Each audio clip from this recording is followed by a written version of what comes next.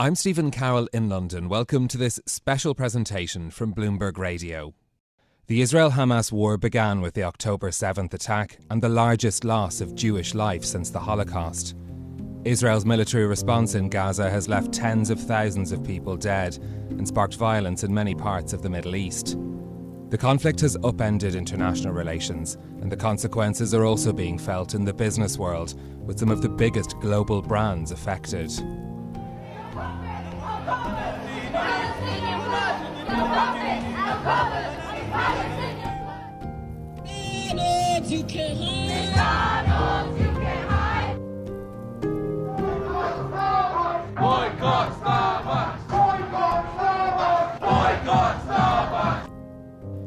Driven by anger against the United States and some European countries for their support of Israel, businesses like Starbucks, McDonald's and Zara have been targeted by protests and boycott calls. The campaigns have spread online in videos like those you've just heard. Some companies have seen their sales hit, others have faced PR ordeals, issuing public statements about their political neutrality. As consumers in the Middle East and elsewhere switch their spending habits, there have been winners and losers. Bloomberg has been investigating the extent and effect of these changes across the Middle East. And to discuss, I'm joined by our reporters, Salma Wardany in Cairo and Leen Al-Rashdan, normally based in Dubai, but here with me in the London studio. Leen, I'd like to start with you. Can you talk us through the scale of these boycotts? Which companies are being targeted and why? Stephen, the key movement to be aware of here is the Palestinian-led boycott, divestment, sanctions. It's an almost 2-decade-old movement that protests international support for Israel's actions in Palestinian territories and advocates applying pressure on Israel to comply with international law through targeting certain businesses and institutions accused of supporting Israel. So we've been seeing this ever since October 7. The companies that have been hit the most, one of them is McDonald's. Calls to boycott McDonald's happened after images circulated of McDonald's branches in Israel handing meals to Israeli soldiers. Starbucks entered a lawsuit against the Starbucks Workers United after they made a statement in solidarity with Palestine. We have Coca-Cola and Pepsi. They both have some involvement with manufacturing in Israel. So really, these companies that are being accused of supporting violations against Palestinian rights, they're being hit. Yeah, and of course these companies have responded to some of these claims, talking about disinformation and inaccurate reports regarding their position. In the case of McDonald's, for example, they're saying that the corporation is not funding or supporting any governments involved in the conflict. Starbucks also issuing a statement saying they have no political agenda and they don't use their profits to fund any government or military operations anywhere. So the companies have been responding to this as well. But what do we know about how businesses are being affected by these boycott calls? So from eyewitnesses and our reporters across several Middle Eastern countries, we're seeing branches all over these fast food chains and these cafes being almost empty, deserted. Supermarkets and restaurants are no longer carrying Coca-Cola or Pepsi brand, fizzy drinks or really any item that falls within that company. And in recent weeks, the McDonald's CEO warned that his firm is seeing meaningful business impact.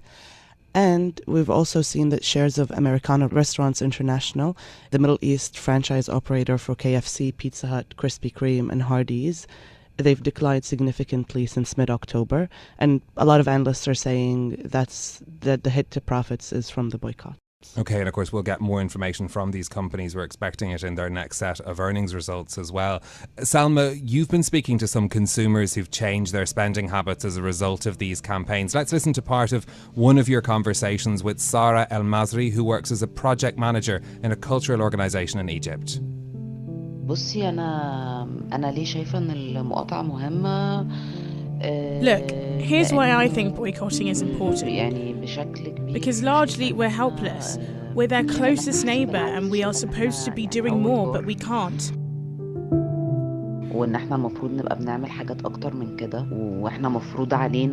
We are restricted by decisions governments are taking. So I believe that boycotting is the only weapon of the people. It's the only thing people have control of.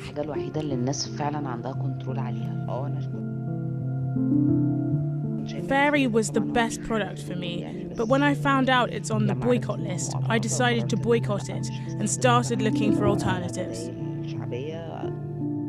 Sarah Al-Masri there speaking to Salma El-Wardany. Salma, I wonder, that conversation we heard from Sarah there and her decision to stop buying Fairy, how widespread are opinions like these in Egypt and across the Middle East?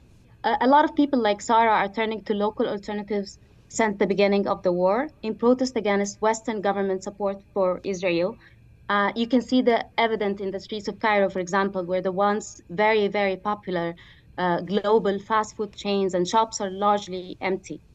Pro-Palestinian sentiment has traditionally been strong in Egypt, Jordan, Kuwait, and a lot of countries in the Middle East. And since October, boycott calls have circulated on social media, listing dozens of companies and products, prompting shoppers to shift to local alternatives.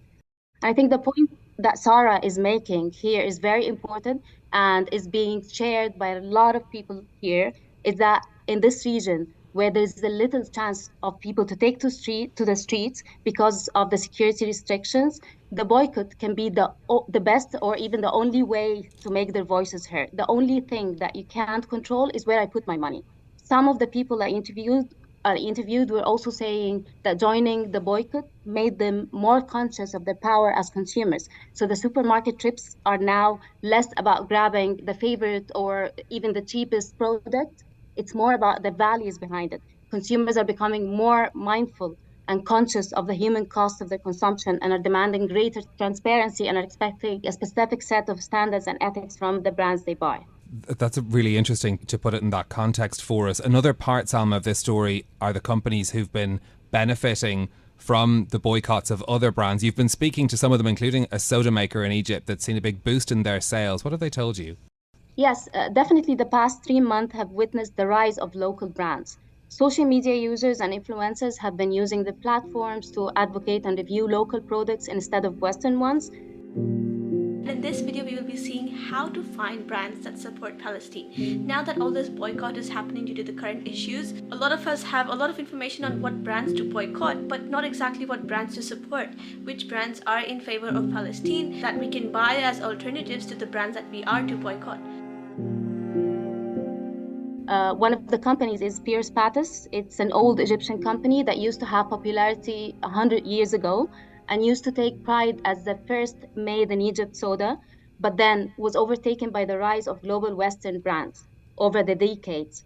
Now it's the opposite. Since October, people took to social media to promote for it and look for it everywhere. The company was bombarded with calls from customers making orders, and that's because consumers are going to restaurants and supermarkets asking for Spiro or any other local soda maker. And the company was saying that their sales have more than tripled because of that. And there's so many stories like that of Spears Pattis. In fact, Leen, you were speaking to the founder of a cafe chain in Jordan called Astrolabe about this. Starbucks is a big competitor of theirs. Let's take a listen to what he told you about what's happened to their business since the war started. There was a big increase in business.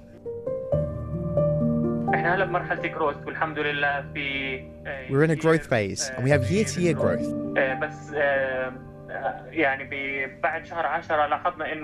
But after October, there was an even greater rise in sales. And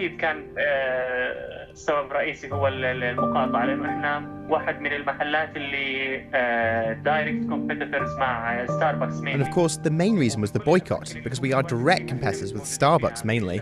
We're present wherever Starbucks is. We have a branch in downtown Amman, right next to Starbucks, wall to wall, as they say. Leen, do those like Moa Fowry see this consumer shift as something that's lasting? Yeah, so Fowry went on to mention that he's seeing more and more interest from investors, and in speaking with other local coffee shops in Jordan, they're all saying they're seeing increased demand as the boycotts get more widespread with time. And we're seeing several food and beverage companies coming out with their own alternatives for what's on the boycott list. So owners, executives, and investors are viewing this as a long-lasting trend. These BDS lists have been around for about 18 years. But with the large death toll, it's surpassing 25,000. The UN has said the war has displaced 85% of Gaza's residents. The intensity of the situation has meant that the boycotts are being taken more seriously. Yeah, absolutely. And the scale of that, of course, very important to remember when thinking about this part of the story as well. Salma, for the brands that have seen their products boycotted, Are they likely to be able to win those customers back? I mean, it's still too early to tell if the ongoing boycott campaigns are going to last, or if there's a way for these companies to regain customers' trust in the Middle East. There have been boycott campaigns in the past that had gradually waned after the conflict was over, and people went back to buying and consuming. But people who lived through these campaigns in the recent past feel that this time around is different. One, it's been more than 3 months and people are still boycotting, and it's a long time. And also the continuous war is fueling that sentiment. And the fact that, unlike in the past, there is a digital footprint now, and people have social media and can see horrific scenes as they happen, and they're directly correlating this with these products that they're boycotting. So it's, I would say, harder to erase from the collective memory. Leen, what other sectors could see their businesses affected, or how could this evolve, as there's no end in sight to the conflict in Gaza? Really, it could be any business. Besides the food and beverage sectors, we've seen retail being affected. There's been calls to boycott several stores. Carroll, the French grocer, their branches have been boycotted in the Middle East. And in speaking with analysts and professors, they're saying really any company associated with the US or Europe, the policies of those governments will affect how people in the Middle East or in Muslim majority countries will view these goods and how they will start consuming from now on. And we'll be watching to see how this evolves as the US and Europe have upped the pressure on Israel to limit the casualties in Gaza and find a longer-term resolution to the conflict. Thanks to our reporters Leen Al-Rashdan here in London and Salma Wardany in Cairo. You can read more on this story on Bloomberg.com and on the terminal. This special programme was produced by Chris Pitt. Our audio engineer was Maruf Al-Hussein. You can hear more stories like this on the Bloomberg Daybreak Europe podcast, available every weekday wherever you usually get your podcasts. I'm Stephen Carroll. Thank you for listening. This is Bloomberg.